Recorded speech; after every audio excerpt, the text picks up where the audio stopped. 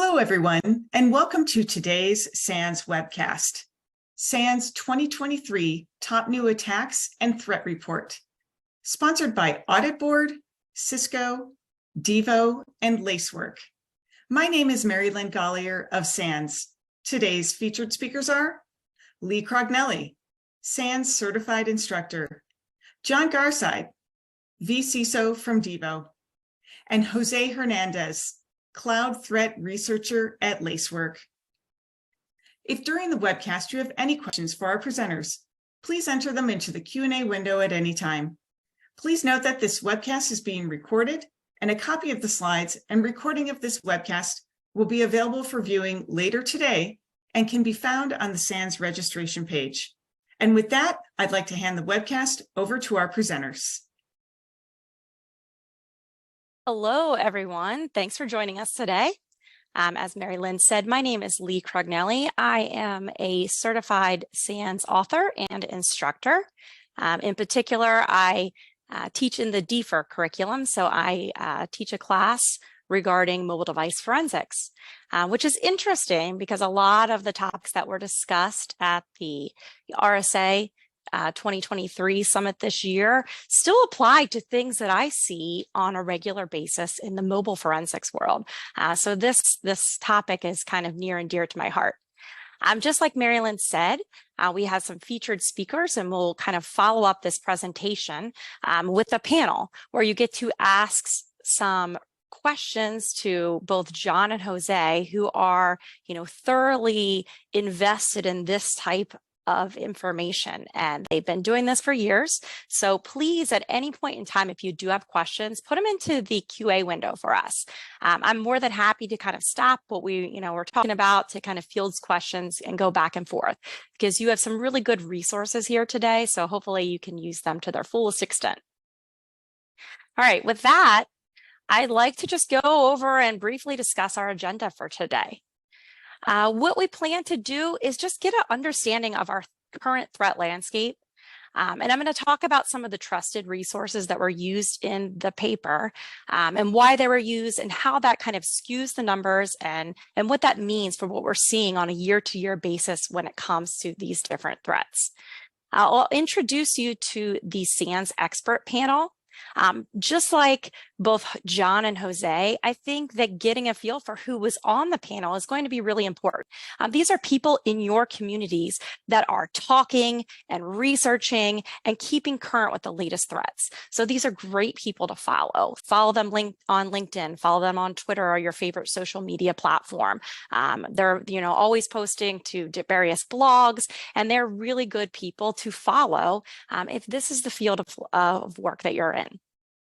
And then I'll kind of discuss from there what they saw, and they collectively got together and discussed as the kind of up and coming emergent attacks for 2023. I will talk a little bit how those attacks can be mitigated and some of the risks that come along with them. And we'll kind of conclude with a few takeaways from the white paper.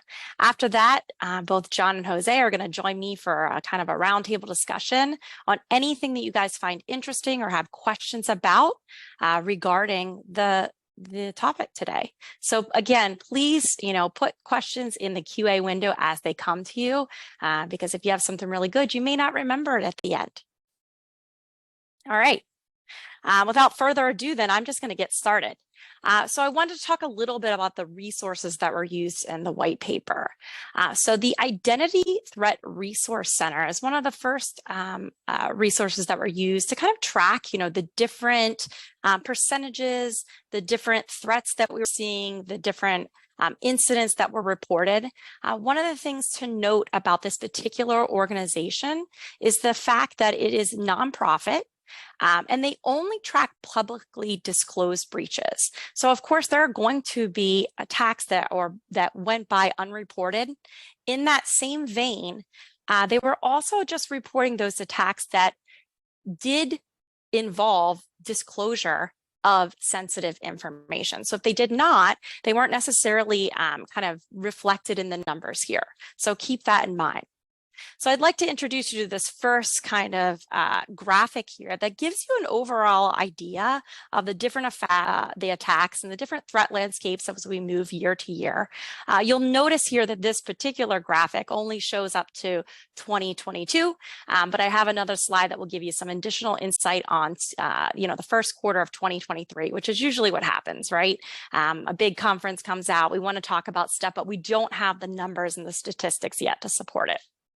But what you'll see there is that pretty much it looks like most of our attacks are kind of under that cyber attack umbrella, right? Things like phishing and smishing attacks, ransomware, malware.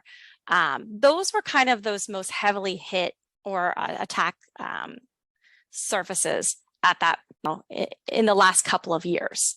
We'll see that system and human errors actually also have, a relatively, still interesting amount of attacks that were caused by things like not correctly configured cloud service accounts or emails or firewalls that were misconfigured. We also see that, every once in a while, there's a physical type attack, right? Maybe someone gets their hand on sensitive documents or someone leaves a device that wasn't secured, at a bar or at a concert or someplace it shouldn't have been, which has sensitive company or corporate information on that.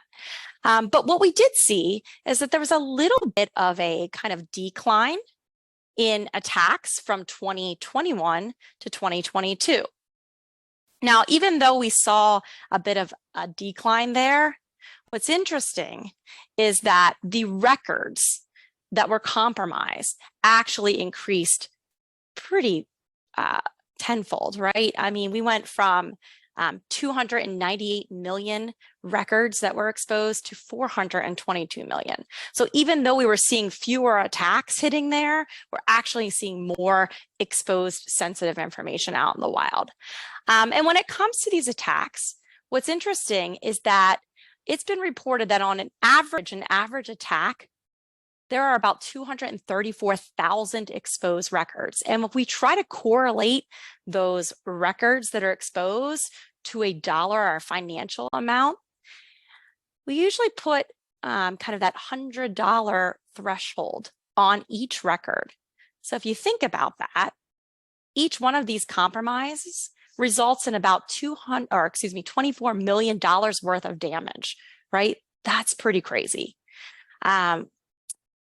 What we're seeing, and we're continuing to see, is that attackers are just becoming a little bit more crafty on how they're doing things, right? So if we cannot get at that big entity, can we get our way in through the supply chain, right? And some of the attacks that we're going to talk about here that were presented at the RSA Summit were those very same attacks, right?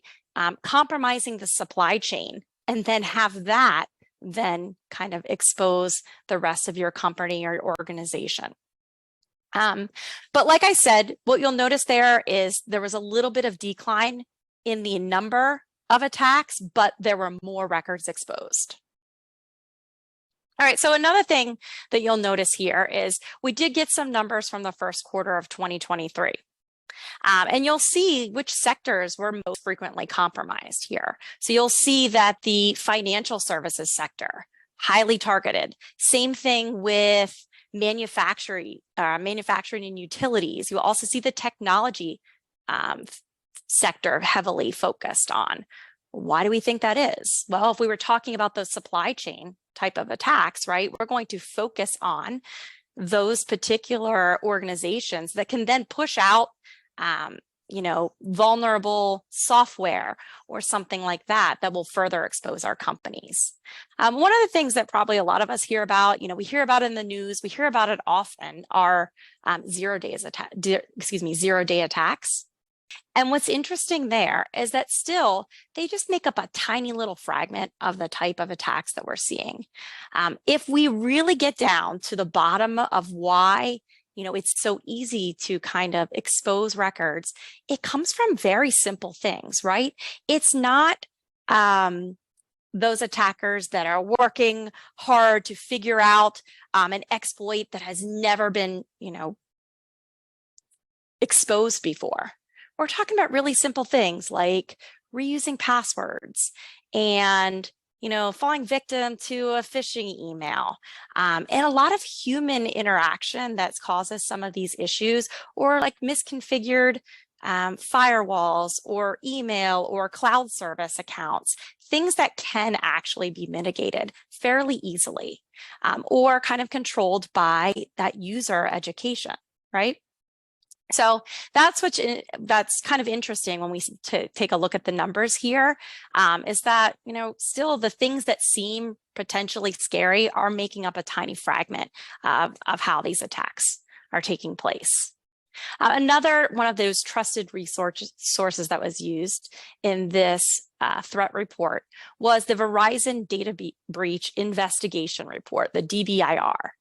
And what's nice about this particular report, it's kind of a collection of all those findings from incidents, right? So an incident has occurred, so we know the root cause of that incident. And you can see at the very top from Verizon's report, misuse of credentials, right?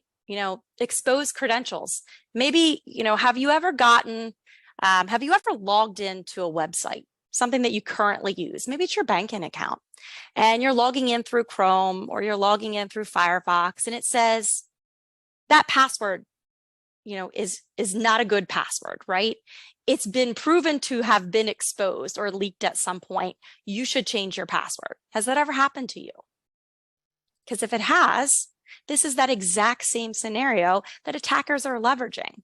They're leveraging the fact that those passwords that you're reusing have been exposed for the last 15 years, right? I don't know how many of us worked in on the US government side during the time that there were many data breaches that were happening, and the government said, hey, we will pay for your credit monitoring for the entire year because so many records were exposed, right?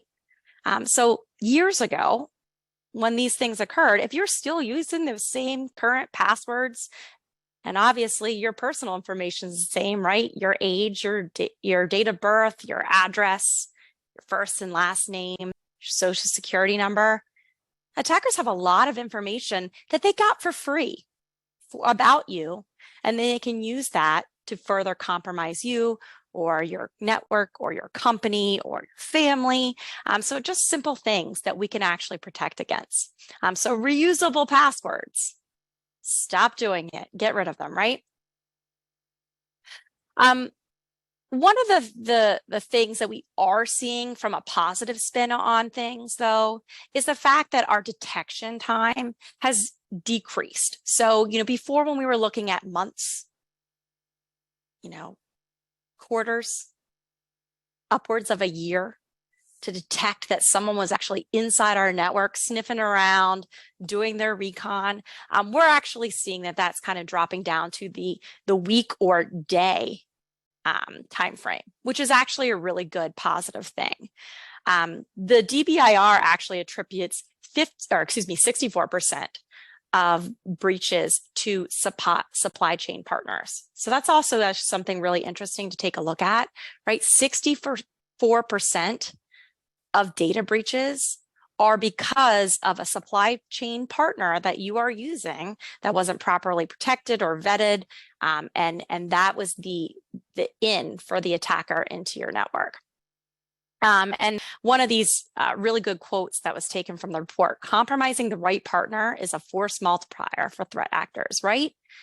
All we need is one, exploitable supply chain partner who, works with many different organizations. And now we have completely multiplied our access to different organizations just by compromising just one of those. So keep that in mind there. All right, so if we had to do a recap on some of the problems, some of the big problems that we're still seeing. Zero-day attacks, small percentage, right? While they are noteworthy and newsworthy, because as they are kind of released to the public and we find out about them and we hear about them, our alerts go off. We're like, wow, this is really bad. But that's really a small percentage of the attacks that are occurring. Reusable passwords, phishing, Things like that, the things that are very easily detected, and things that we can actually educate our workforce against, are the most exploitable things that are happening today. So keep that in mind. All right, so let me introduce you real quick to our SANS panel. And again, these are great people to follow.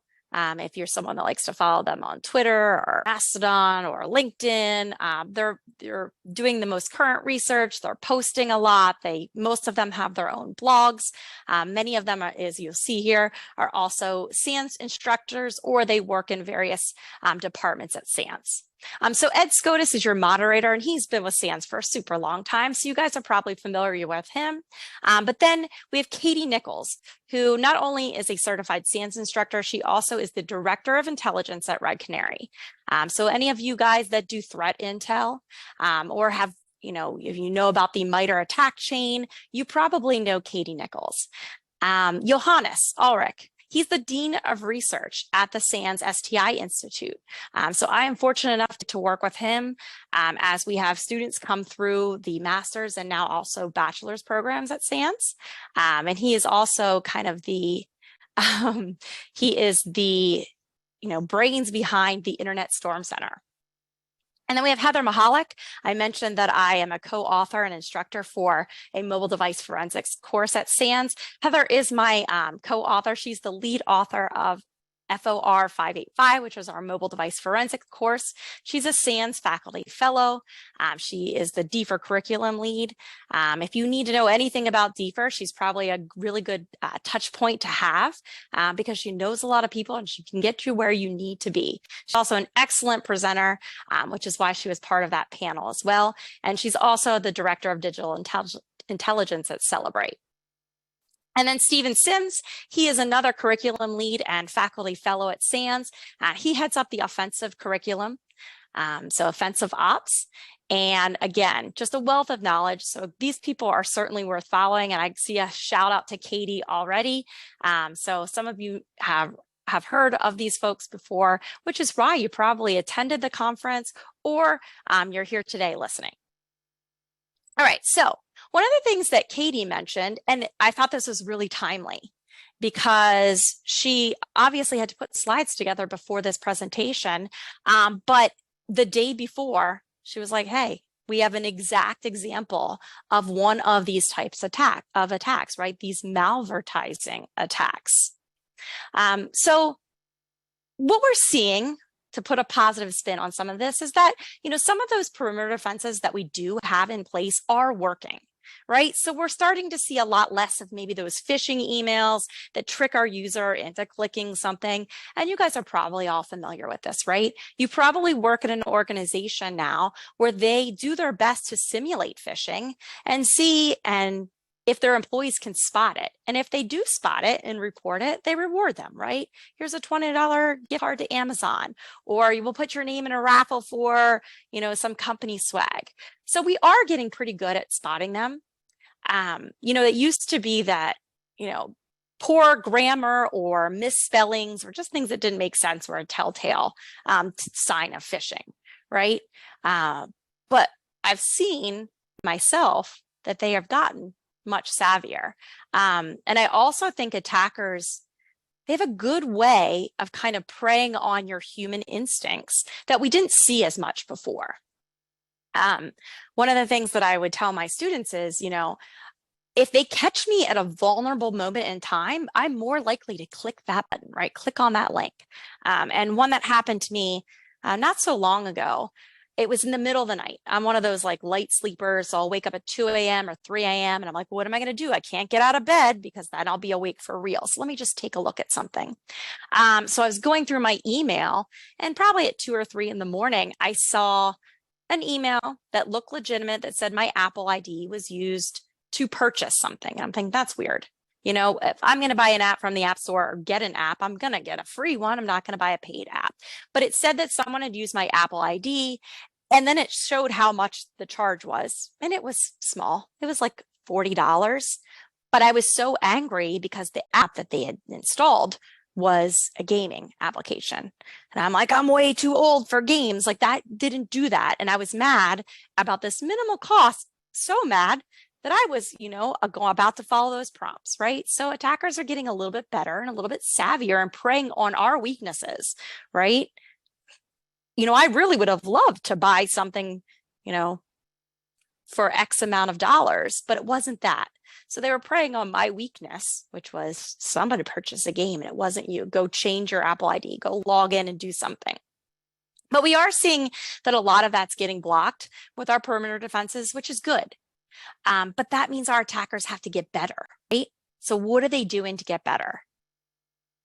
Well, this attack is pretty interesting, right? What about if we use some of the same techniques that legitimate advertisers are using, and we use those as ways to get in or get access to information from our users? So that's what you're seeing here. So the first example here is the SEO attack, where just like our businesses do, right? Like if you want to get your organization, let's say you developed a website and you sell t-shirts, right? Through search engine optimization, I want my search for t-shirts, I want my company to be at the top of that list, right? So you pay for all of that, right? It's part of kind of that marketing that you're paying for to get your company up at the top of the list, because who's going to scroll down through 20 hits? Who's even going to click to the next page? Probably no one. Most of us do a quick scan to see if any of those sites look legitimate to us or ones we want to click on. I'm guilty of clicking on the very first one. So that's what our attackers are doing too, right? You put in a search term. I need a new lawnmower. And the very first hit that comes up, I'm not vetting it in any other way than it was top of the list, thanks to search engine optimization. And now my attack can be carried out. And one of Katie's examples here was the search for a legal form. You don't know exactly what website you're getting from. It looks like a standard zip file that's been downloaded. You think you're going to open a PDF, but there's malicious JavaScript that then is now on your computer, which now is going to kind of carry out and leverage a particular attack on your device. Malvertising was one of those other examples. And this is the one where Katie said, listen, this actually happened the day before the conference. But again, leveraging some of those same techniques that legitimate companies use, right? So I, as a company that sells lawnmowers, I could pay to have my advertisements spammed all over your browser, right? Like I want to use Chrome, and I'm going to use Google search engine to search for things. And as I search for a page, right, I bring up the SANS website. Maybe I have advertisements for, some of our sponsors, right? Like some of their products.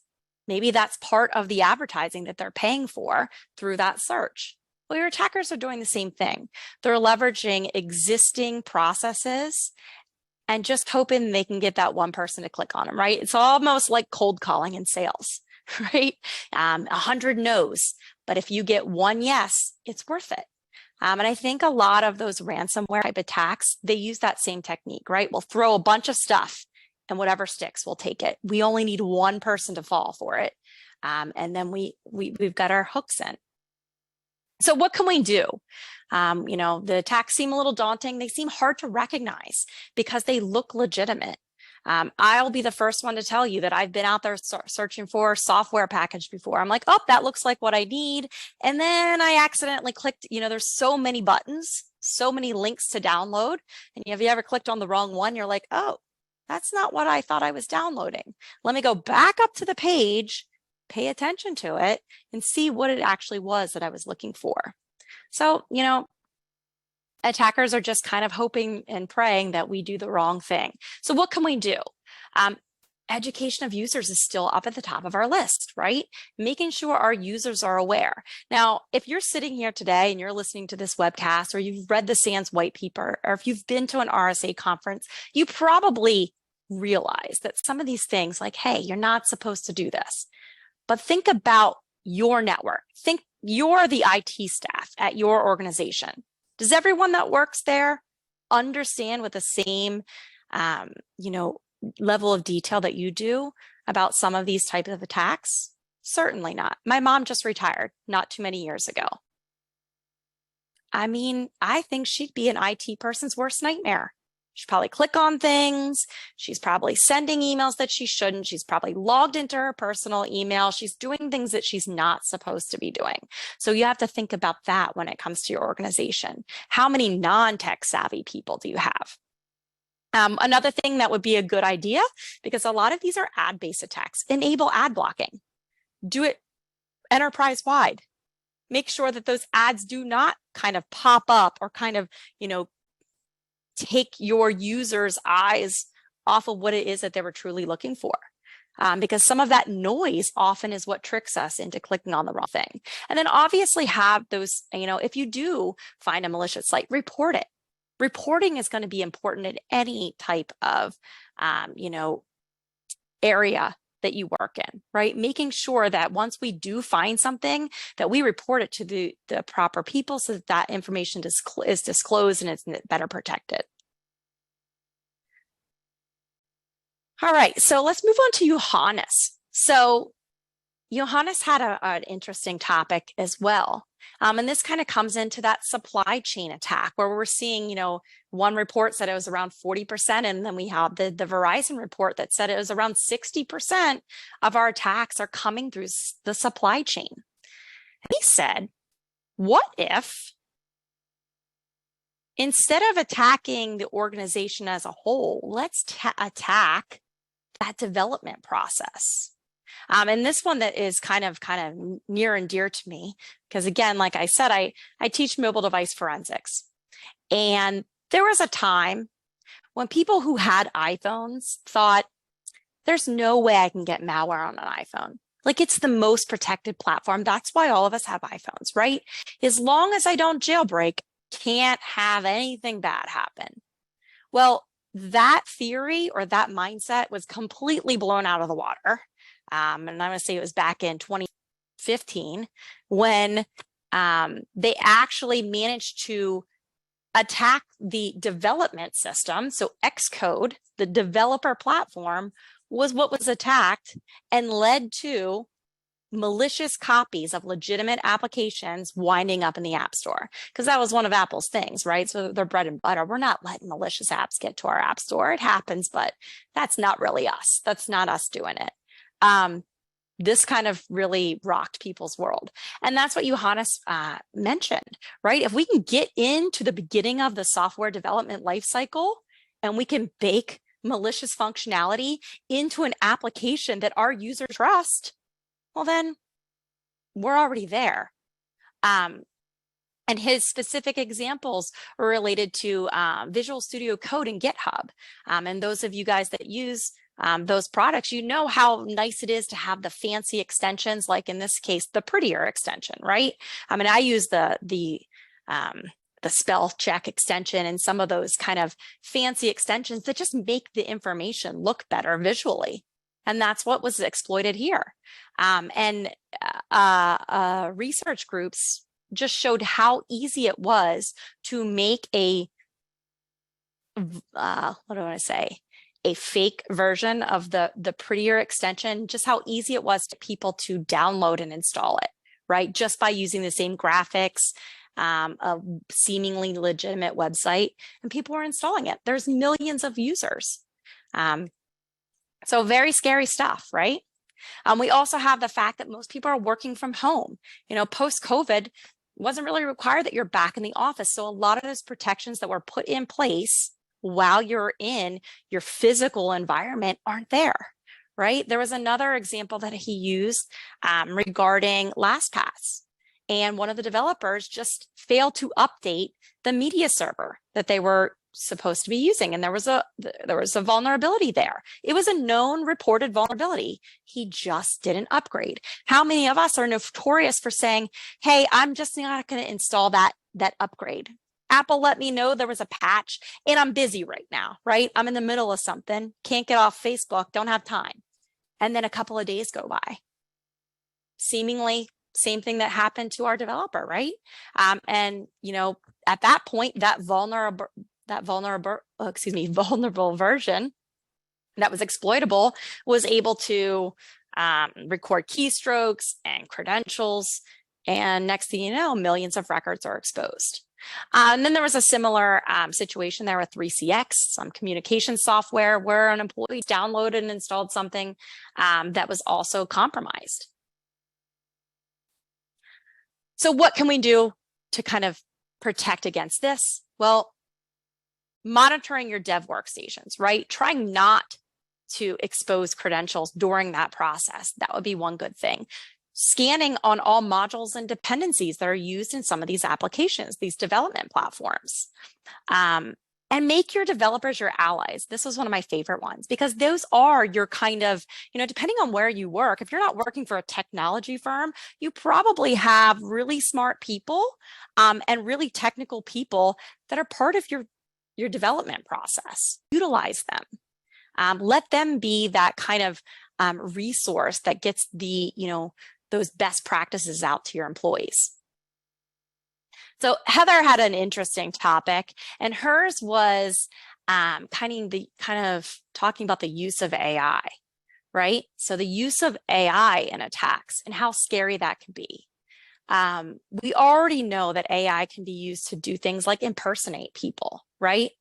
In her particular kind of segment, she talked about just how easy it was for her to impersonate someone of a different age and gender if she wanted to, right? It's so sophisticated that we can have AI talk or communicate in the same way as, in her case, she was using AI to make her sound like a 9-year-old girl, right? To trick her son into exposing his home address, right? And what would 9-year-olds talk about, right?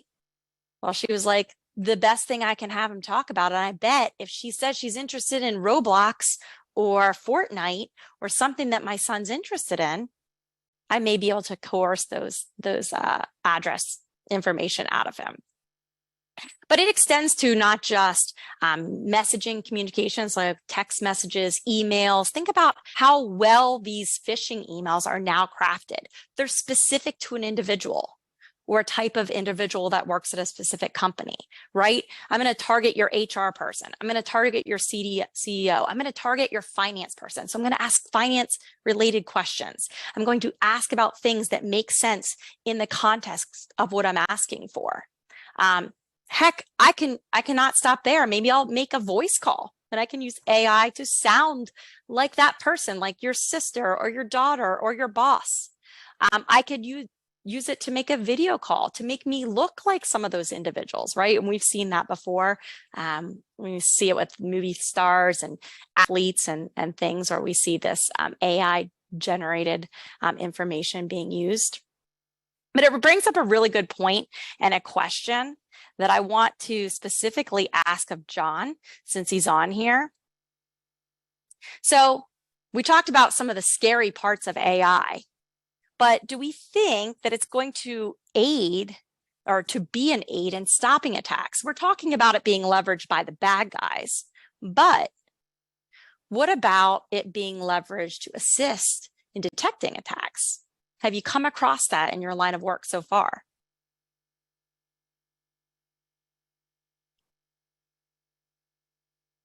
And I'll save that one for the end because it's something to think about. We're talking about all the bad things, but can we use AI to our benefit? All right. And to close it out, Steve Sims, he kind of took AI one step further, right? When Chat GPT hit the news, right, everyone was kind of all in arms. They were like, wow, this is going to be crazy. One of the first things Steven did is said, what if I just asked it to write malware for me? Could it do it? And in 2022, it was more than happy to do just that. Now, through a couple of months and kind of better practices, they started applying what they called guardrails to protect against this behavior. But here is an example of something that was kind of promoted to be used for good, actually being used for, mal purposes. And we see that a lot, right? Technology being kind of used in the reverse vein than it was actually intended. So that really takes or lowers that limit for attackers, right? I don't have to be able to write code at all. All I have to do is be able to ask the appropriate questions for the things that I want to be able to do with that code. So now, as someone that has never coded anything before ever, I can write a malicious program that will do what I want it to do. And here's an example of that, right? So when he first, said, let's see if I can use malware to exploit something like DNS. And while it told him no, you'll notice here that it was also able to be used to kind of identify weaknesses in a particular application, right? So in this case, using it as a way to identify exploitable code. In this case, it said, hey, we found a problem here that could result in a security vulnerability. Probably want to check it. When he asked GPT to do that same thing, like, hey, can now we use that vulnerability to exploit this particular program or this particular this vulnerability? It said, sorry, can't do it, but that's thanks to guardrails that have been now applied. However, as long as you ask the right questions, you can probably get AI to do a lot of potentially harmful things for you. So what should you be aware of in this particular instance? Make sure that your organization is aware but not afraid of AI, right? Aware of the power that it has, what it can do, but the fact that it's not going away. And we could probably, and I'm going to have John talk about this in a bit, use it to our advantage in many cases. Having layered defense in depth approaches in your workplace, and also employing different types of toolkits that are purposely designed to protect against specific attacks. Charisse had a question about AI and asking about certain sensitive information that would have to be entered in order to get the results you're looking for. You know what? Excellent question. And when I don't know, first thing I do is open it up. So in Heather's particular example, she really didn't have to give a lot of personal information about herself in order to kind of create the type of questions that she wanted to kind of elicit from this AI type of character, right? She basically knew that if she were going to target someone of a certain age, in this case, her 9-year-old son, let me just ask it, can you make me a 9-year-old girl? It knows the types of things that people of a certain age are into, right? She did supply it with some things like, hey, I'm interested in video games, or I'm interested in football, or something of that nature. But for the most part, that was all handled by AI, right? Like, these are the things that we've identified being of interest to a person of a certain age, right? So it's very powerful. And of course, attackers know this and they're using it to their advantage. All right, so a couple of best practices before we kind of turn this over to our panel discussion. I do see a lot of good questions in here, and we're going to get to those in a second here. Low-hanging fruit, right? Those attacks usually begin with the fact that we are reusing credentials. So stop doing that. Make sure things like multi-factor authentication are put in place where you're working to stop against those type of attacks. So that's one really easy thing that you can do at your organization to kind of bring that level down to somewhere back in the normal range, right? Other things that you can do, the quicker you can get to or detect an attack, the better you are at protecting records and restoring your network if you have to shut it down, right? So using things like native cloud security application tools, automation, password managers, things like that you can do. Vetting your supply chain partners, right? Do other organizations work with them? Have they had a breach in the last 6 months to a year or 2 years? Doing your homework there will also make this easier on your organization? Are you able to stand up things like red teams, purple teams, people with threat hunting skills? Your organization may benefit greatly from things like that. If you are working for a small organization, are you able to at least have someone be able to follow some best practices for organizations of your size? There are a lot of free resources out there that you can leverage that don't require a ton of money, but they are kind of a combination of a lot of these different tool sets that you can put together. And is there information out there that you can find and you can go to that will point you in the right direction as to how to stand up some of these? Like I mentioned before, I think I mentioned, I'm a faculty advisor. So I work with master's students that are in the SANS program. And I have a really awesome student this semester, and their topic is kind of, how do I make sure that my EDR out of the box is actually protecting against the things that I think it should be protecting against? So he's taken, about 12 of the top 12 MITRE attacks, and he's going to run through tests to see, like, am I getting alerts? Is it triggering on some of these attacks? Those are things that you can do from a free standpoint in your organization to make sure that things are working the way they should be. Whoops, one more slide here. But like I said, a lot of times the things that we are seeing to be the most problematic, like I mentioned, credentials and phishing are the things that are easiest for us to protect against. As long as we can educate our employees on some of those risks, I think that we'll be better off. Patching, I mentioned patching with mobile devices. Do not forego patching. It's there for a reason. And again, I can't help myself but to talk mobile, but if you have a device, once a year, you're getting a new feature update. Everything outside of that is either to fix something that was broken in that feature update, or it's a patch to the operating system, which, if left untouched, could be exploitable. You should have some kind of vulnerability management in place. Like I mentioned, if you have people that do some threat intel, they are going to be invaluable at your organization. And then configuration management. I think that's tough. I do think that's something that's pretty difficult, but because we see a lot of misconfigured products as reasons behind some incidents. But again, education, it's not a replacement for good processes, procedures, TTPs that you have in place at your organization already. All right, so that leads us to our QA and kind of panel discussion. But before we do that, I want to give both John and Jose a chance to just talk a little bit about themselves, where they work, so that you can feel comfortable reaching out to them if you do have questions in the future and we don't get to answer all of them here. So we'll start with you, John. Well, good evening, good afternoon, good morning, wherever you are. Time zones are a concept today.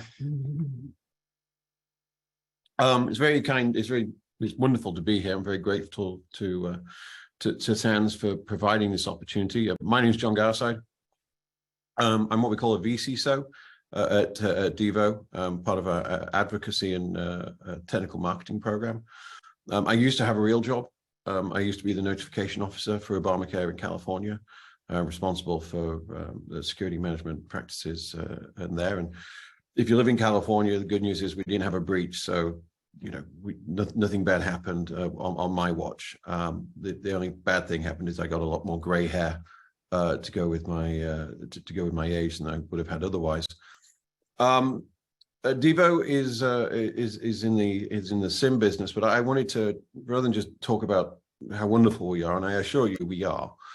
I wanted to touch on a few of the points that you've been raising and from the report itself, and just from a security leader's point of view, that the things which still keep me up at night is what do you need to monitor? How in order to stop something, you need to know something, and that's why Devo exists. There's still a situation where there's too many tools. Too many tools creates too many events. Too many events means a lot of data has to be harvested to identify possible threats. And one of the, this is a great report, by the way, and the cyber attacks and the multi-vector attacks piece is well worth reading. And I hope if you're watching this, you will read the report, because it really is insightful.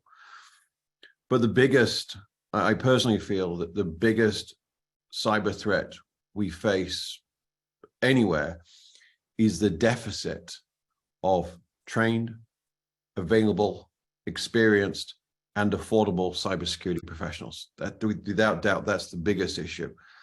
And the reason why we have these numbers is because of that deficit of people. And unfortunately, we're in a situation we can't educate our way out of it. The cost of university relative to incomes is skewed. It's a political issue, but ignore the British accent. I live in America, so I come to this from that side of the coin. And the thing that goes with it, and you highlighted, I think, very grateful that the Verizon Threat Intelligence Report.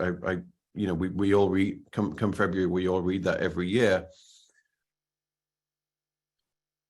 The numbers are going in a good direction, but the time for detection and containment is still measured. What was weeks was days. It's still hours, but we've all seen the damage that can be done within minutes, and these are life-changing for the security leaders involved. It's not good to be in a breach.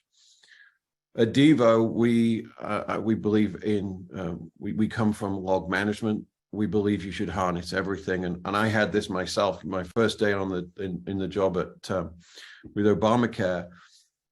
The question is, what don't I need to know? I have to know everything. In security, this is absolutely true. It's the thing you don't know that will kick you in the ass. I'm sorry, that might not be the word you're meant to use on a SANS web event, but it seems appropriate. The thing you don't know is what's going to cause you the problem. I actually reached out to my mentor, and I encourage everybody to have a mentor. You can't learn alone. You don't. I said, if I don't record this information, I'll have more storage availability. It's going to reduce my costs. I'll have less to manage. And this is what he said to me. His name was Peter Lukes. He said, I was talking about losing all the authentications data because we had so much of it. He said, every attempted attack and the successful ones have auth equal true in them. So if you choose not to record that because it was valid, you're also missing the one that was valid. And that's haunted me for 10 years. And he was absolutely right. And so what Devo do, we believe in recording, in ingesting any and all information, and then using a combination of analytics and AI to surface quantified threats. We're big investors in the MITRE ATT&CK framework, if you're familiar with it, so that your operations people only have to handle threats, not alerts, not events. And as an analogy, if the alarm goes off, you have to deal with it. Well, in the modern enterprise environment, the alarm doesn't stop. We want to focus on what is a quantifiable threat, do the investigation, and sort out the remediation. And Devo's platform does exactly that. From ingestion to analysis to response, the whole thing is driven and automated by a mixture of analytics, UEBA, user entity behavior analytics, cloud analytics, network analytics, finding the threats wherever they may be, and then using AI to provide an automated, task-driven response. Why is that cool and clever? It's not, but what it does, it means that your security teams can get on with actually being threat hunters and responding, as opposed to managing the infrastructure. My background is with military intelligence, and I can tell you now that the people that work in the janitor who works in the military intelligence doesn't tell people he's a janitor. He tells people they're in military intelligence. No one wants to be a cybersecurity professional because they want to run infrastructure. They want to analyze events and solve problems. And where Devo comes from is we provide the platform. We run a SIM, you put the data in, and you can focus on the outputs. One of the things I love saying this is that, I've met a lot of ArcSight administrators and the like over this lifetime. I was one. All the administrators work for us. So you can focus on events and focus on getting your security to a positive threat. I'll leave you on this. I am a huge personal advocate for the ISACA. Security is difficult to learn. We're in a situation, we've got 434 people right now on this webinar. There is more genetic diversity in this group of people than there is our corporate security environments. We only have so many vendors of firewalls, of multi-factor authentication, of all the, of core infrastructure, network infrastructure, which means that we all have the same vulnerabilities. There's a very definition that if you share a problem with somebody you trust, you're on the way to solving that problem. And so that is what the ISACA is there for, is to help you find that mentor. I was blessed to find mine 12 years ago. ISACA.org.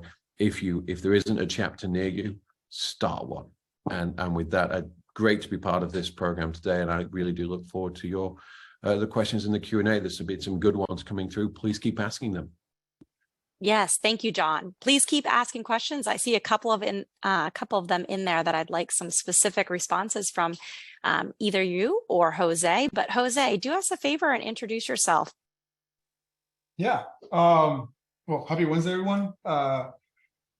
Name is Jose Hernandez. I work for Lacework as a cloud threat researcher, and I spend a lot of my time doing two things: either analyzing attacks and how they work, and then building detections for them, or building or building the detection platform that these analytics run on for Lacework. In the past, I built and ran the Splunk threat research team, essentially doing something similar for Splunk and their SIM, but I've long history of looking at malware attackers and trying to figure out how to detect them as a service, essentially for large corporations. I co-founded a company called ZenEdge a while back, which is now Oracle's DDoS and WAF mitigation services. And before that, and really where I cut my teeth in the industry, was a company called Prolexic, which is now Akamai's web application firewall DDoS service. I started there at the SOC and ended up running the SOC for a bit. But needless to say, been around the industry a little bit, and was always, I loved about this industry is there's always a hard problem to solve, which is, it gets me to Lacework and why I joined Lacework, right? Securing cloud it's a bit of a lot of folks, for all the benefits, have moved the workload to cloud or in this hybrid state where they have some workload locally and some in a cloud environment. And securing cloud is slightly different than your own like local environment, right? And in many ways, and slightly the same in other ways as well. And it's a hard problem to solve for, I think, us researchers today, because the first understanding where are you covered from, like how much does a provider cover you versus how much you need to take care of, is not even clear in many ways. What attacks are successful against cloud providers, it's not super clear either today. What tools get used for these attacks, and there's new attacks happening, right? Like the fact that the fact that the new technology isn't the contrary. There's probably a lot of attacks happening that we don't even know about today, right? And so I think again that's really what drove me to Lacework as a company, and Lacework what they focus on, the solution is, to me at least, what it spoke to me was they gave me, and essentially gives those our customers, a level of visibility they wouldn't otherwise have in a nice package, in the sense that Lacework covers all the way from code all the way to monitoring your cloud infrastructure. Right? So they're looking at the problem from a holistic point of view, and they're making it first and foremost, I think, a visibility problem, which is, are you doing the right things from a code perspective? Right? Are you doing vulnerability management? Are you doing vulnerability management in your containers? Can you monitor that? Right? Can you monitor your endpoints? And so having this as a solution where it collects all this different data from different aspects of the organization, and then being able to write analytics against all this data and correlate it, essentially helps defenders like me build higher efficacy detections. And that's what I get excited about Lacework as a solution. And I'm excited to hear questions that come up, and excited to be here. Well, since you touched on it a little bit, because you were talking about the difficulties with cloud, one of the questions in the chat, do you believe that as more companies and government agencies move to digital platforms, cloud platforms? Do you think that they are more vulnerable than kind of their self-hosted platforms that they were using? Because I know that we've done talks about this before. Is it more expensive? Is it cheaper? Do we have to have more people to manage on-prem versus use cloud services? So what do you think about that? I mean, I think moving workload to cloud definitely exposes new attack vectors for a lot of attackers, but you also gain a lot of out of the box defenses you wouldn't have otherwise, right? And so, no, I don't think necessarily you're more vulnerable, and especially when you look at a lot of the again, like you go back to Verizon, you look at the different report and some of the reports in there, a lot of the attack patterns are usually the same. It's just you're protecting a different land, if that makes any sense. Like it's a different, you're fighting in the forest instead of fighting in the desert, right? But you're still fighting in some way, shape, or form. If that makes any sense at all. Like probably a poor metaphor, but I don't think necessarily more vulnerable.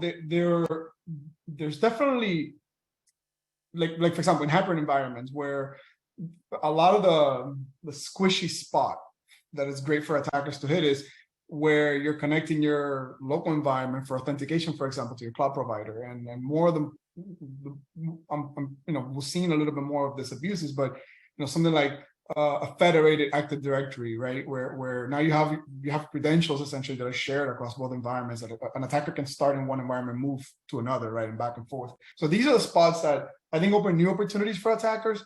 But I wouldn't necessarily say you're more vulnerable. Like a lot of the attacks even once an attacker gets in, how they move laterally across these environments, it's very similar. Again, there's more unique things in cloud providers, like escalating privileges through policy changes versus like doing that in Active Directory with GPO. But again, you're fighting in a different land, but a lot of the methodologies are somewhat the same, right? When you really dig into it, I just think again, what gets me super excited as a researcher is a lot of the tooling and methodology for cloud just haven't been really spoken about as much or discovered or really explored, right? And for both ends, like I think as we learn, as defenders learn, attackers learn too, right? And so yeah, yeah. So I think that both camps are learning how to abuse and protect cloud better. If that makes any sense. I would add that there's a if you look at things like FedRAMP running in an AWS environment, the difference between AWS and FedRAMP AWS is that there are policies that you cannot change in the FedRAMP situation. And they're designed to give a minimum level of protection. There's controls about what people can and cannot do, which you can't go around. And there is a ton of resources which are being brought to bear, which is why FedRAMP environments are more costly to operate in than a standard environment. But again, that's a mixture of policy and control. You can't innovate, for want of a phrase, in a FedRAMP environment. You can't do what you want to because it's cool.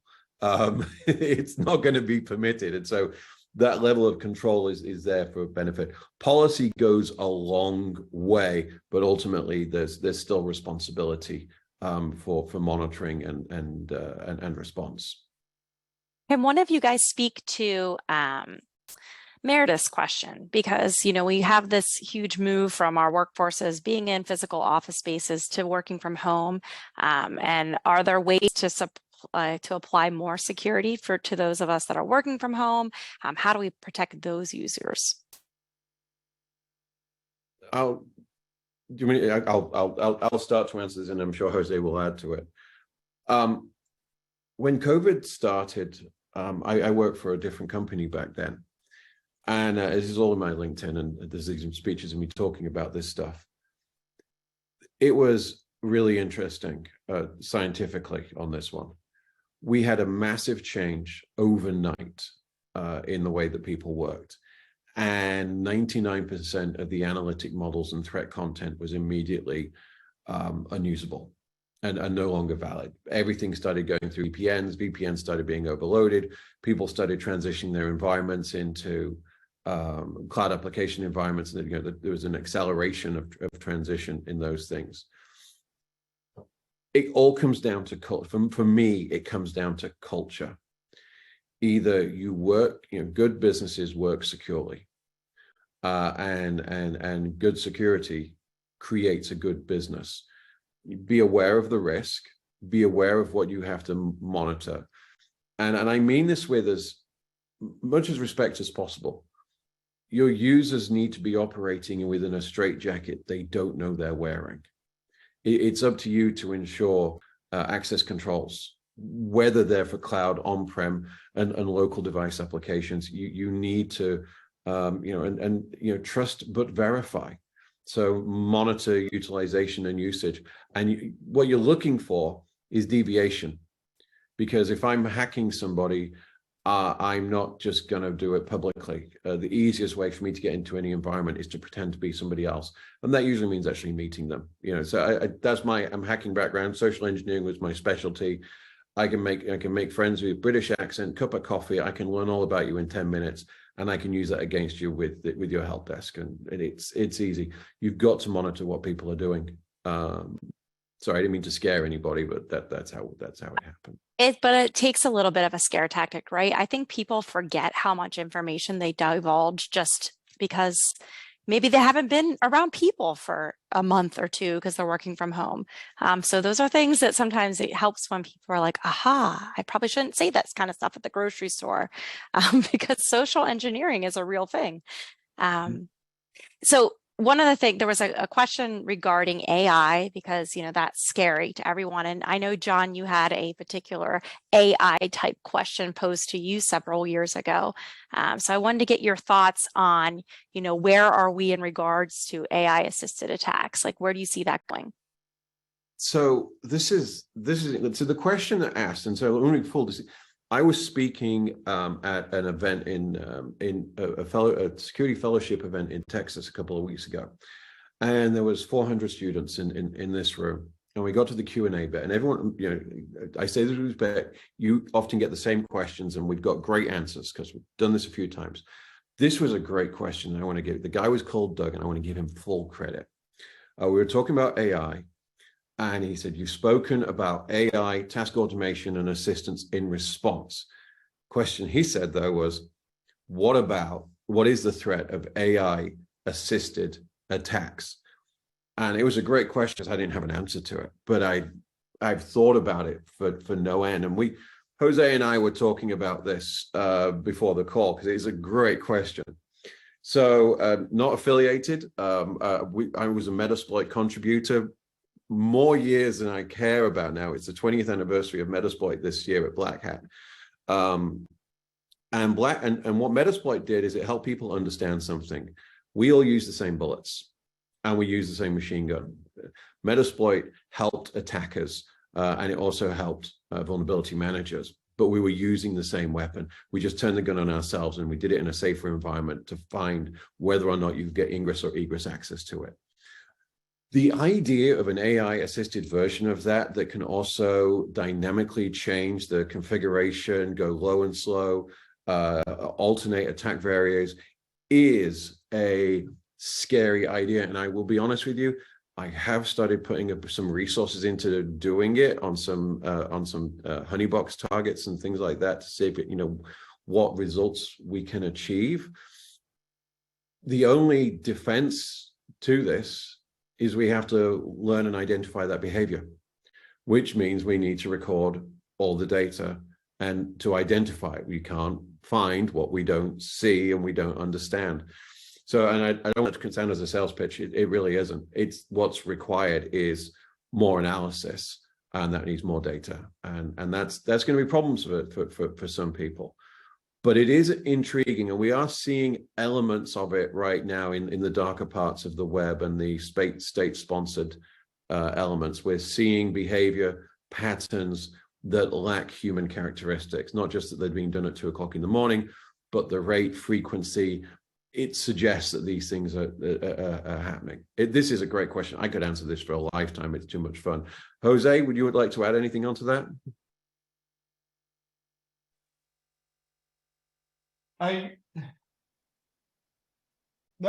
No, not really. I think you nailed it. Like,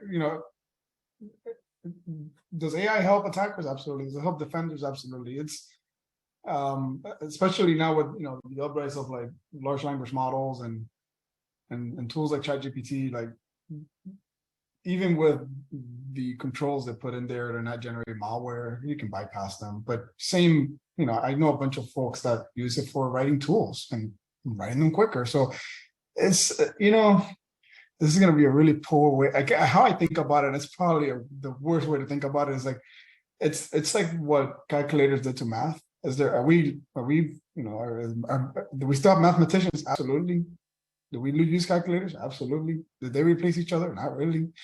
Maybe that's a poor metaphor for it, but yeah, the AI assisted attacks, absolutely. And actually, one more thing, when this topic comes up, for whatever reason, my mind always goes to, there's a startup called Horizon 3 AI, and there's similar companies doing similar stuff, which is like they're trying to dynamically use. Sometimes, they call it AI, but like it's either machine learning or driven by a graph database, trying to understand like an attack path of organization in an automated way, right?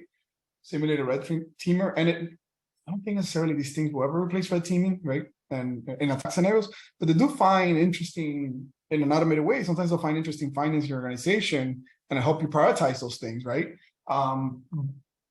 It's still, again, from a defender perspective, it doesn't change as a defender what you should do to monitor these things and have the visibility for it and have the data. So it's just another tool to me, but maybe I'm totally underplaying like the implication. I am not like a machine learning expert, right? By any means of the word, right? But yeah. Did you see Eric's question about the using it for the detection of false positives that your vulnerability scanning tools are creating? Have you seen that? Have you seen that put into play yet? Yes, and that's been done for not just the company I work for, but companies I worked for before. So you have to understand there's essentially there's multiple types of AI. Just take ChatGPT out of the equation from there. That's not what we're talking about. So we've got machine learning, which is the ingestion of huge amounts of data to find correlation and find anomalies. And it's great for doing that because you establish a pattern and you can then find elements of that. This is regex this is looking at the shape of data as opposed to the data and finding it. We've been doing that as a practice. We've been doing that for 6 years, at least, in user entity behavior analytics. And that also features back to identifying false positives and removing them, because you can use AI to do validation. Which will pull them out. You've also then got task automation AI, neural things, and also deep learning, which are being used all the time. It is being used, and it's been done. And I would say, I'm thinking about my space. There's 3 vendors in my space that do that right now. And not just on vulnerability management. I'm glad you chose my hobby horse, but it's not just there. It's also authenticate. You get far more of them, by the way, in authentication and identity access, false positives, shared passwords, and yeah, it's because you're seeing both sides of the coin in the security world. Sorry, this is my happy place. I apologize for going on with these answers. No, this is great. This is why people are here. They want to hear from the experts. So, question for both of you. We saw that we're seeing more and more attacks. Do you have any idea like what the motivation is for these, increase in attacks that are happening year upon year?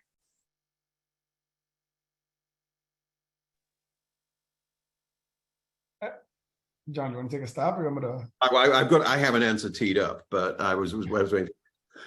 It varies. It varies. State sponsors always want to do it. What's interesting is we didn't have this is an interesting year. I was reading a blog, and I'm sorry, I cannot remember who the hell wrote it now. That 2023 is the year of the attacks that didn't happen that we were expecting. Now, let's be clear about this. We were expecting one very large Eastern European country to launch a huge number of OT-centric attacks against a smaller country. I mean, that was going to happen. And it didn't. What's interesting is the smaller country went, and because they had a shortage of weaponry, they started sending and started shutting down petrol stations and inconveniencing people, and I found that amusing, if nothing else.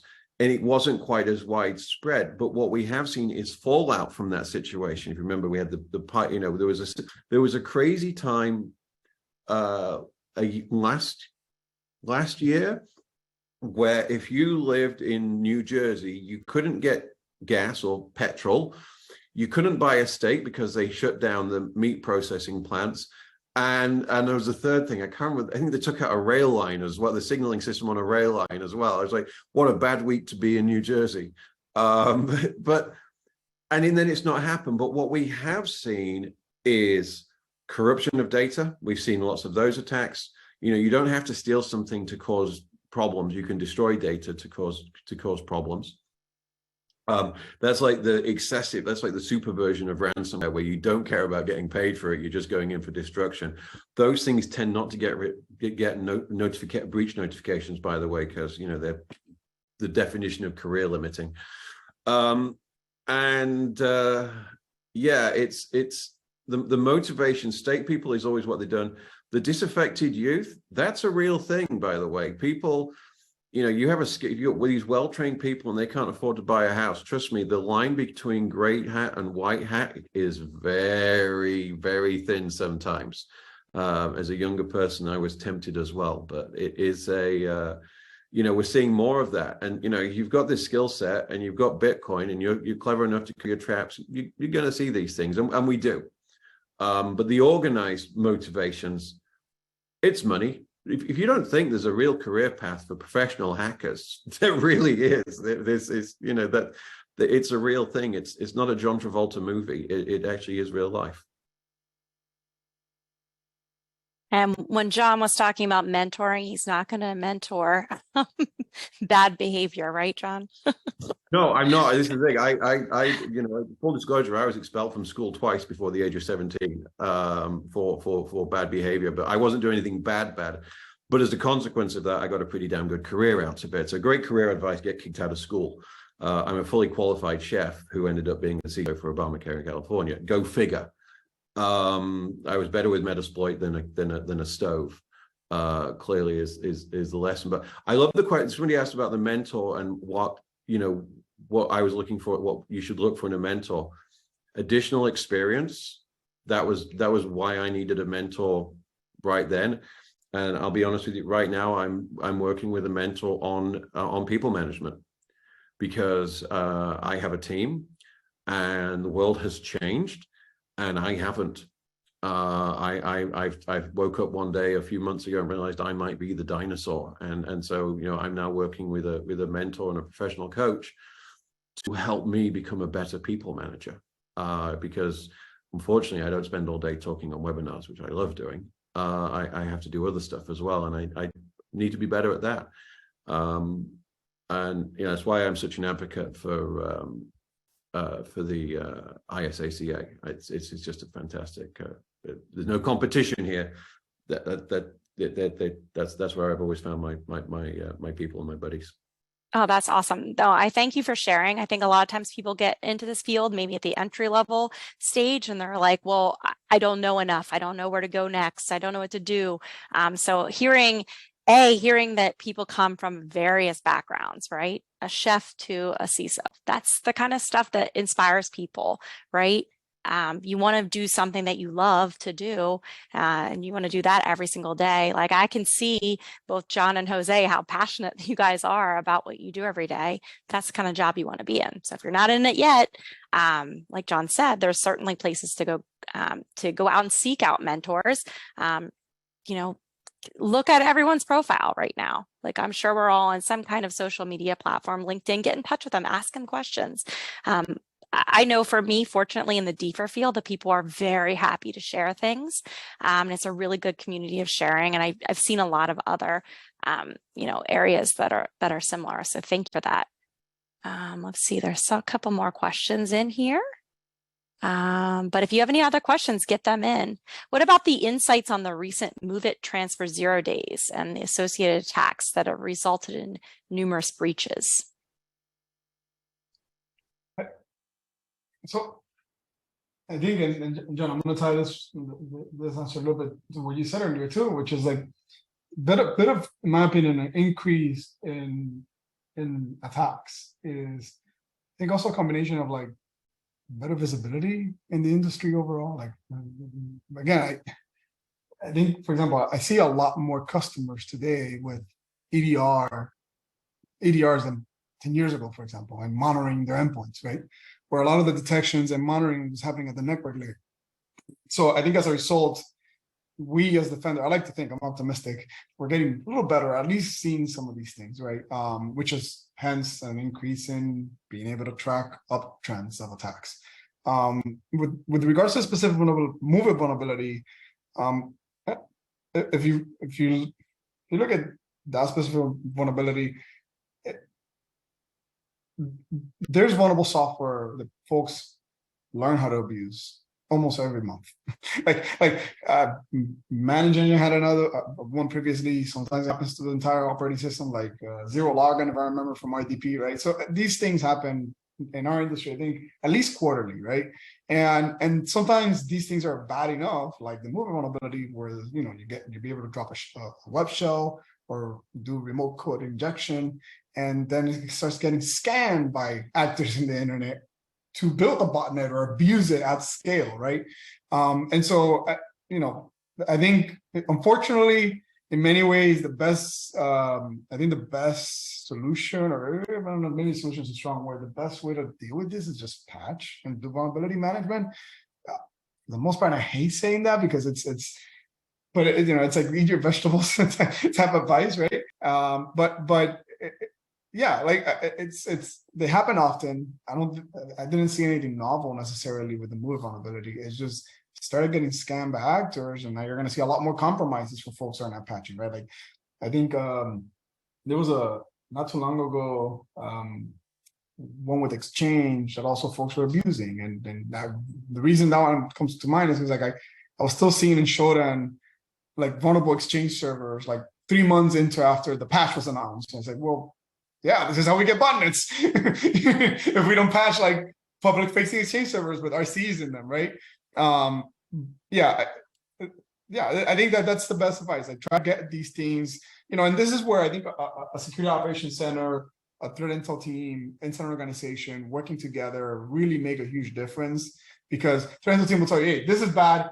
We need to like prioritize patching this like right now, and SOC or whatever other team responsible for that will not only put detections in place to see if it was compromised, ideally do a hunt to see if they see anything in the logs that might have been compromised previously, and then, hey, let's get patching going right now. Like that's how I see kind of like us moving forward in vulnerabilities like these. And like I again, optimistic here. I think that we're getting better as an industry. Like, we used to release these and not be even talked about for a year before they became a big issue, right?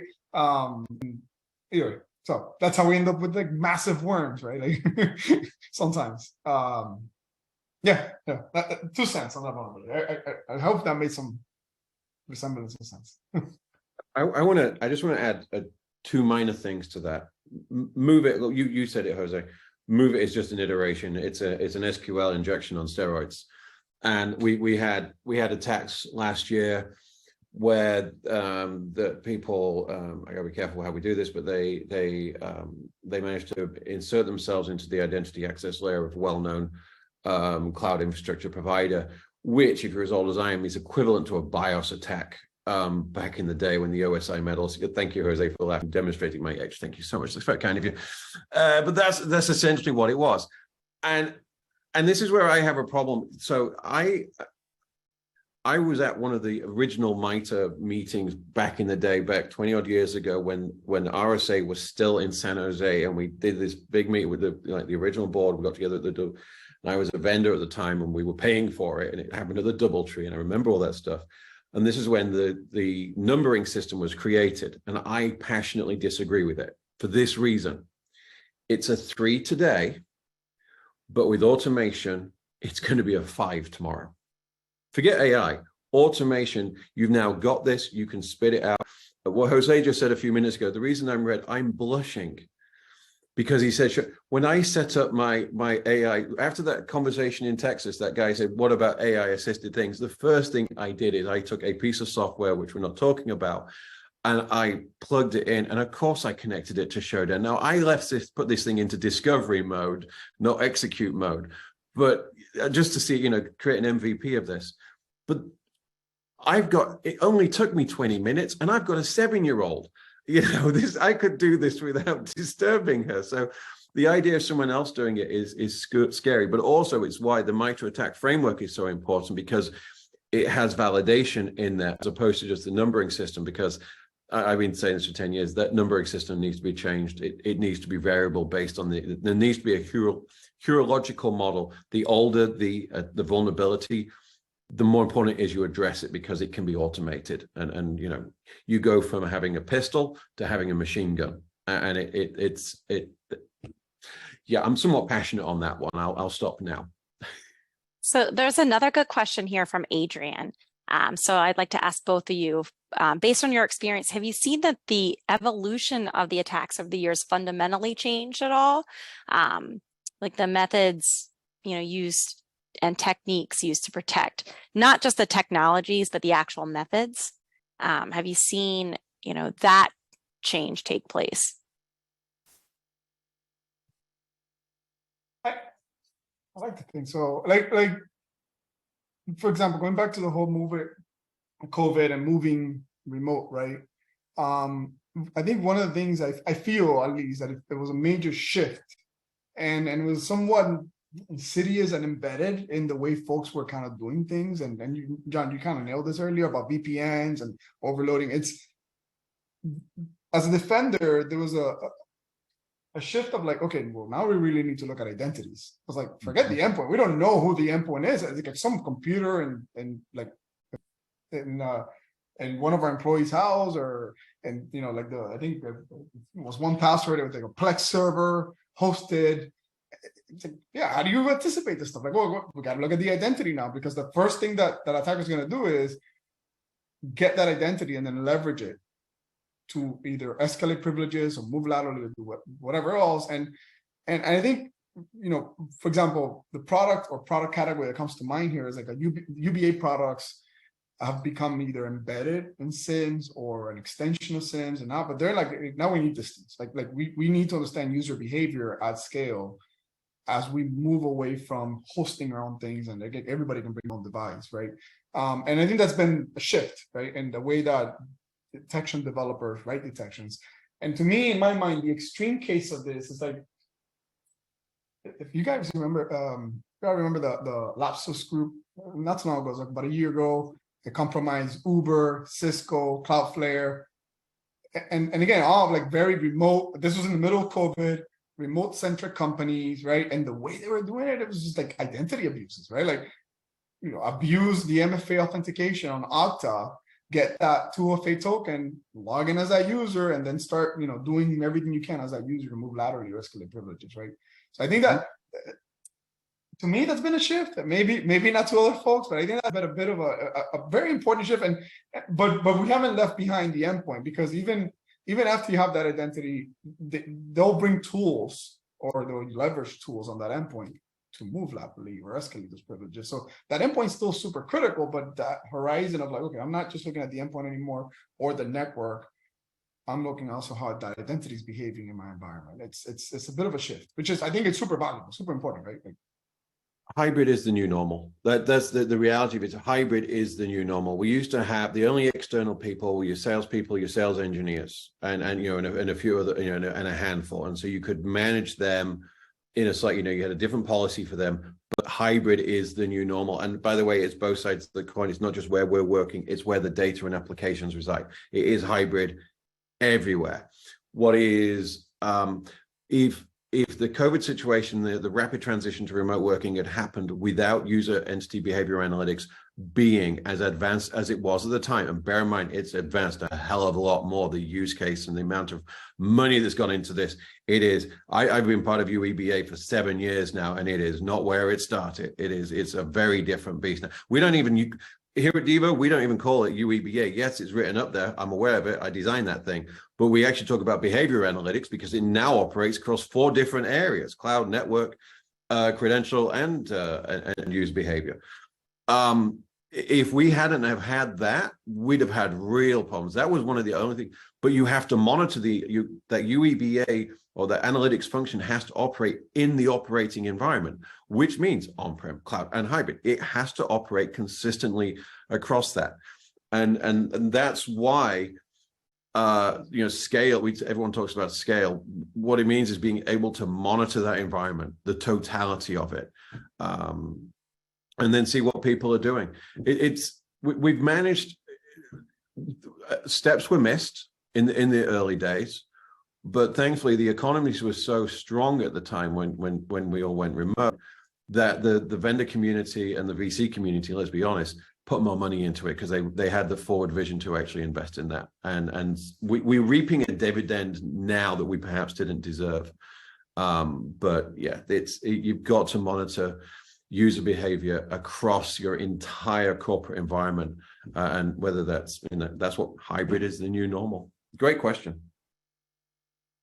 Can someone give their insights on trending malware that you guys have on your radar, up and coming stuff that we're starting to see?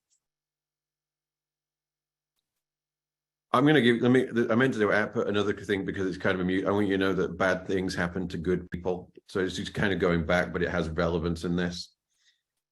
The company I work for, we had a contract with the government and an unnamed agency. And we were a couple of months in, and we were given waivers and we had to operate in a certain way. And at some point they sent a firewall to my house and it had to be plugged in, and I had to connect onto a different Wi-Fi access point with my corporate device. And we got a phone call. Our corporate SOC team got a phone call because there was malware in my environment. And it wasn't me. It was my father-in-law had downloaded a Chinese company solitaire application on his iPhone. This was iOS. This was on Android. He ended up with an iPhone 24 hours later. And I paid for that because teaching a 73-year-old man how to change from Android to iPhone is a lesson in patience.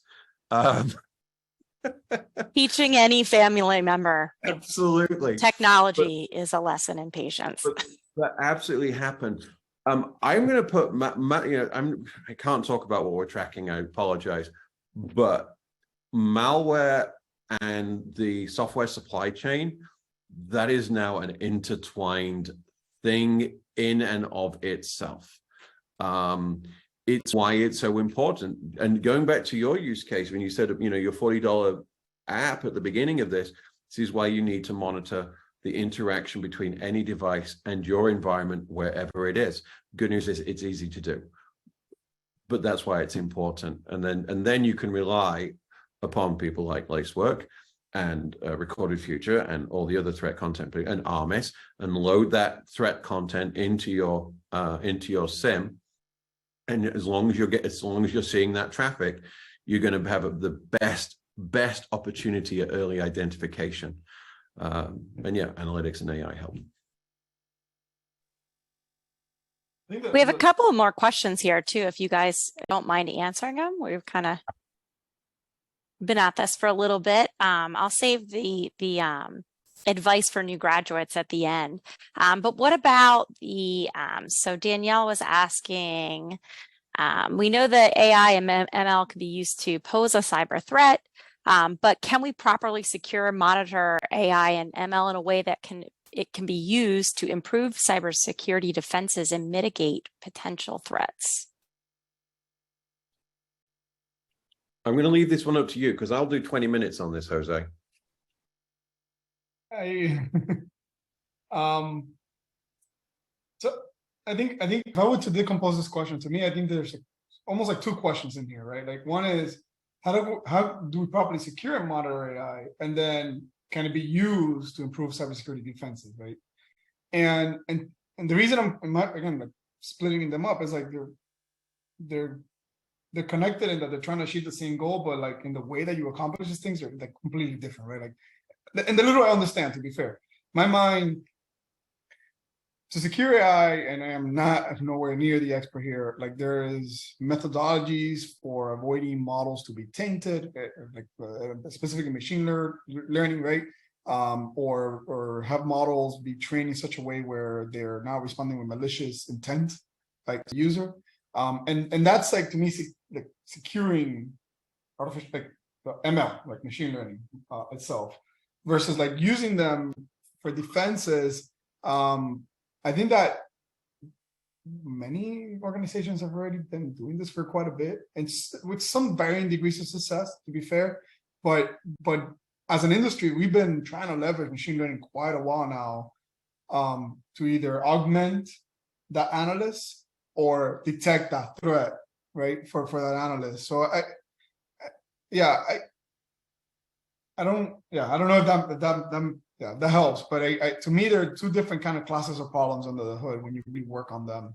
And I see a few very advanced folk, like for example, the few folks that I've seen working on like securing ML are like folks out of like Microsoft, right? Like specifically like Mystic, where they're looking at like building libraries for like making sure like their models are not tainted, and like and again, because they've learned hard lessons, like specifically I'm thinking of the chatbot they put out a few years ago called Ty, where like got completely abused when it was made public to say really wrong things and got taken offline. It was a bit of an embarrassment moment for Microsoft. And so I think they've organizations with that funding, that size, who are working on machine learning, looking at securing machine learning itself, right, or the models themselves, versus like leveraging for security. Industry's been doing it for quite a bit. Yeah, John, please. Sorry, I don't know if I'm helping you touched on one of the elements I was going to talk about, which was Microsoft acquired a company a little while ago that was into securing machine learning, but they acquired it to secure their own machine learning. I think that was a waste. Waste is the wrong word, but a lost opportunity. But unfortunately, you can't expect the government to protect everybody. The government's in the business of soldiers and tanks, not cybersecurity, I'm afraid. That's one of my old speeches, but it's still damn well true, I'm afraid. The machine learning is about processing is about processing vast amounts of data. So seriously, you either have to have a lot of data and a lot of money, or you steal the data and you still need to have a lot of money. To run ML on those data volumes, you can't use a stolen credit card on AWS. It's beyond that. This is nation state and professional organization territory. Where machine learning has real value is when it's used by the good guys. We do this, and other vendors do this. We partner with telco providers and with threat intelligence organizations, and we run huge amounts of data through machine learning to identify threats. We can then take that model and we can then put it back into our threat content, and that is where 90% of threat content comes from these days. And the stuff that's in ours, stuff in Armis and recorded and all these people. That's how we do it. It's so big and so difficult. You can't just throw GPUs at this. It's way more advanced than that, because you also need the data volumes, and this is really big and really expensive. So machine learning is used to protect you. And if you look in the Magic Quadrant for SIM, everybody in the top right and us is using machine learning for research, to then put that threat content in, to then contrast that against the data we collect in your environment. And so it's doing good in there. And then who you are and what you do as a business, your category. If you're in education, you probably care about AI from a copy, from people, doing copy and things like that. This is where user behavior monitoring, UEBA, keeps coming up in the questions. This is where it's ironic. It's an 8-year-old technology at this point, but it's really valuable now. And that's why it's embedded in so many security architectures. Monitoring what people do and if that poses a threat. And if you work in, chilled vegetable distribution. I'm not joking. I have a LinkedIn profile from a social engineering program where I pretended to be the product manager for chilled vegetable distribution thing. I wouldn't worry about that person having access to AI tools. They'd probably just using it to make their TPS report sound better to get a promotion. But I would worry about it if I worked in a university research lab. I would worry then about, because there's an opportunity for, and in fact, a lot of technology vendors, I don't think we've done this yet. I'm going to get an email from my security policy team in a minute, I'm sure. I don't think I'm forbidden from using it, but there would be a concern about us doing code review in there, because we would be sending up our code for review and refinement. I know that 3 very large vendors that you all know the names of have all said you cannot do that, and they're actually locked down access to public AI. Ironically, one of them provides the one that people are using the most. So, you've got to watch it, but that's where UEBA has tremendous, combined with access control policy, has tremendous value. So Yeah. I think we'll kind of close it out with 2 final questions. Trends that you guys are seeing in cybersecurity regulations. Anything changing?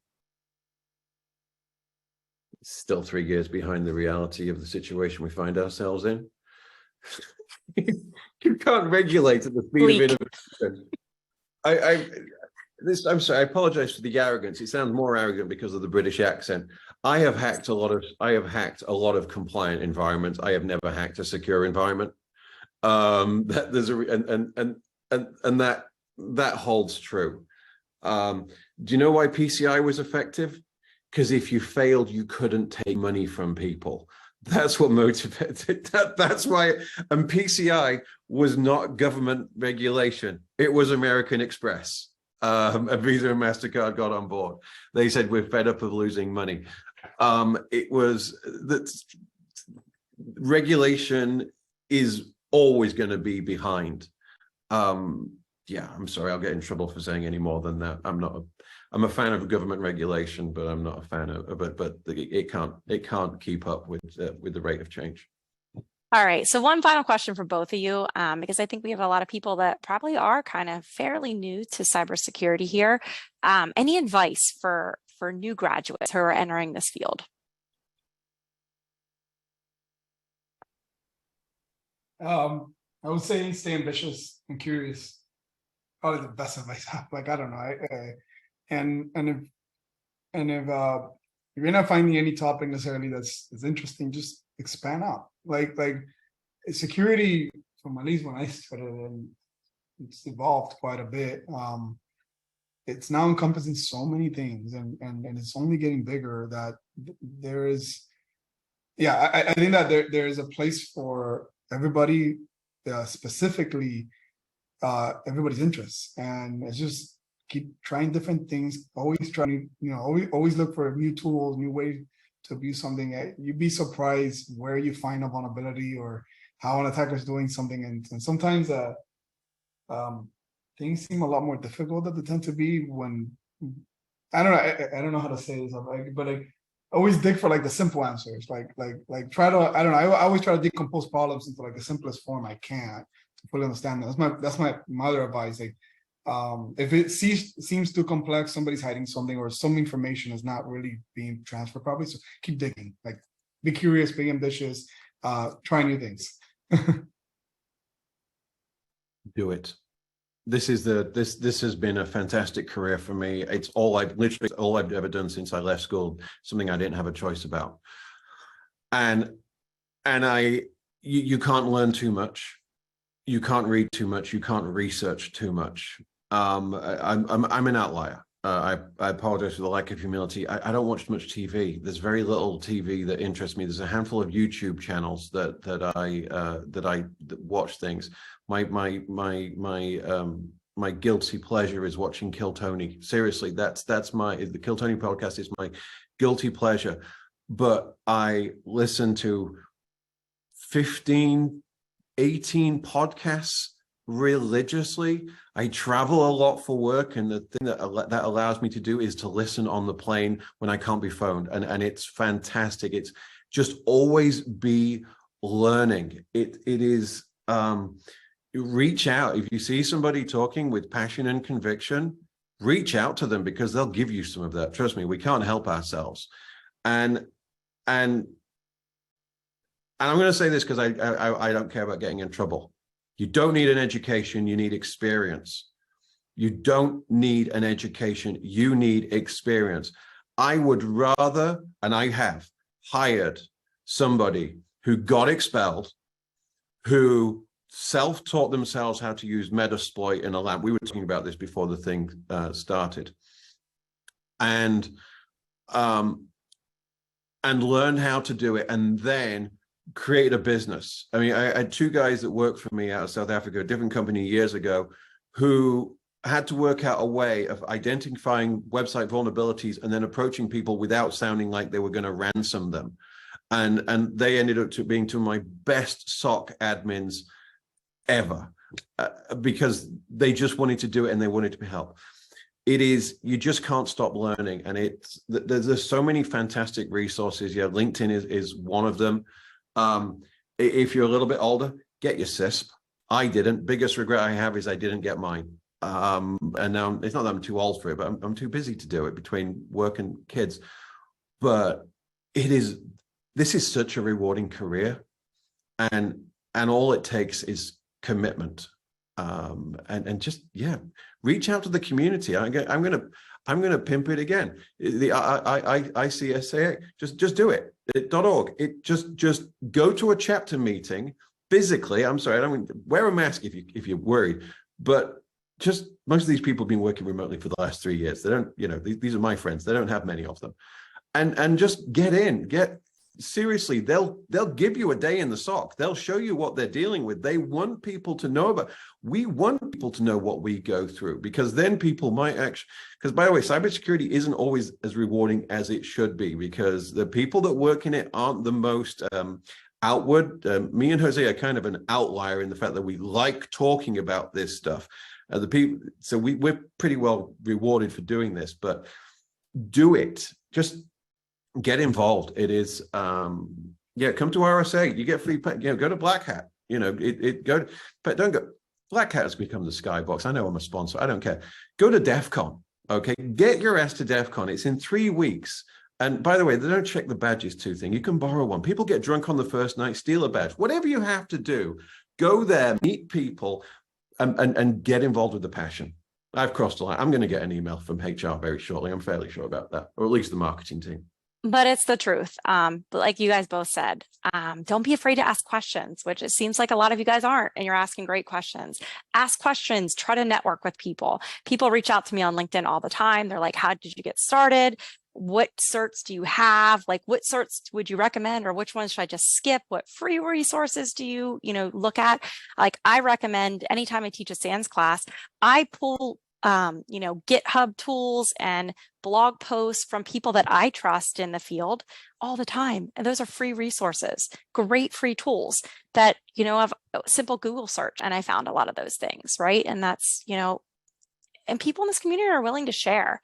And we found 2 great guys who are willing to share their time with us today.